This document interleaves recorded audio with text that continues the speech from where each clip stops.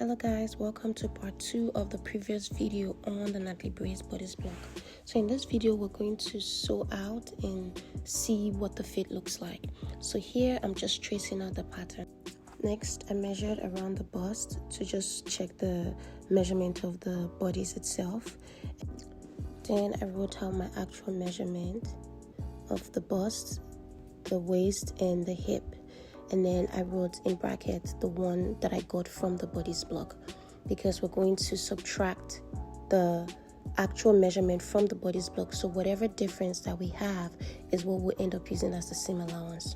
So on the waistline, I also did the same, measured around it, but I skipped out the dots when I was measuring around the waist. Also on the hip, I did the same thing. So after the calculation, I had about 10 cm excess on the bust, I had about 14 cm excess on the waist, and I had about 10 cm excess on the hip. So 10 cm into 4 places, that's like 2.5 cm, which leaves 1 inch for my seam allowance. Now here's me just cutting out the pattern, and I placed my fabric on fold to cut the front, pinned it out, added my hem allowance, which was 2 inches, and then 1/2 inch around the armhole and the shoulder. And then on the neckline as well, I added another 1/2 inch. So here, the same thing I did to the back, added my zip allowance, my hem. I also added 1/2 inch on the shoulder and on the neckline as well.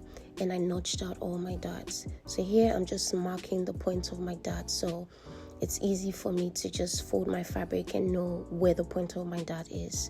So I did the same for the front and the back. So here I sewed out all the dots. I did the front, the back, the waist dot, the shoulder dot for the back, shoulder dot for the front.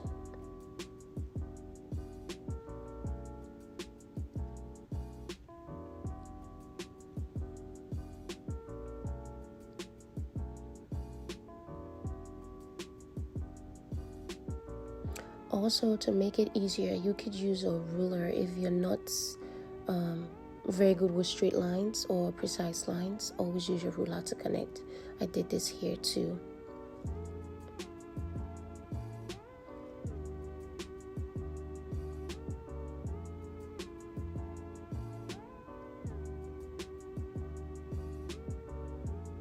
That's the waist dot of the front as well.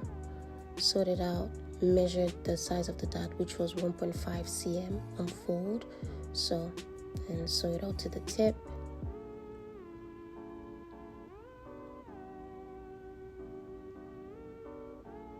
Also the second shoulder dots for the front, also marked here to get a precise line.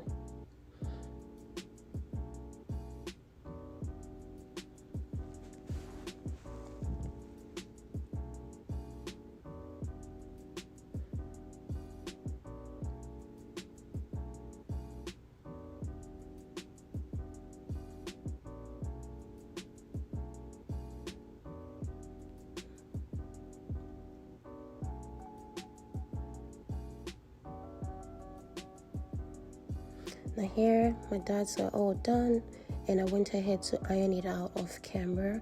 So this is it here, all ironed out. The back part, the waist dots, laying out super flat. The next thing I did was join the shoulder seam.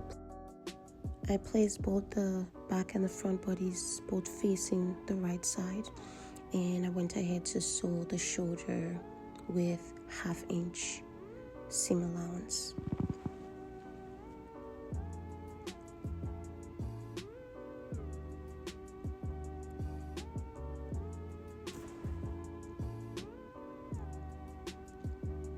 I did the same for the other side. Joined the shoulder with 1/2 inch. For the neckline, I went ahead to finish with a bias tape. Also, I did the same with the armhole.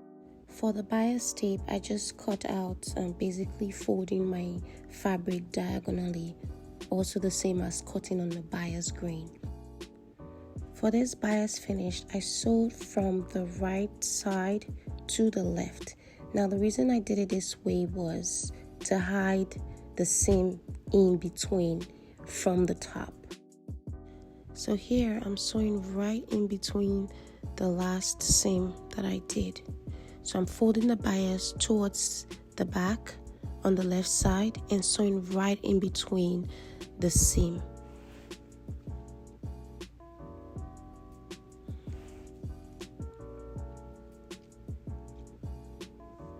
And here I'm just trimming the excess fabric of the bias.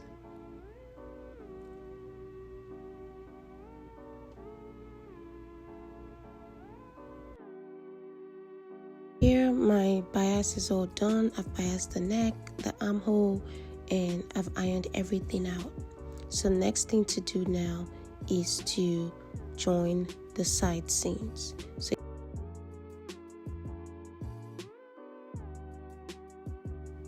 for the side seam, I'm going to use 1 inch. So even though I had a little more excess on the waistline, I still kept my seam allowance as 1 inch all through. So sew that to the waist and then down to the hip line. So here the bodice is all done. The only thing left is to finish up the hem, which I did off camera. So guys, here is the final look. What do you think? Please let me know in the comments. In another video, I'll show you how to ease out the excess under the bust and on the waistline as well. Thank you so much for watching, guys. Please like and subscribe. Thank you.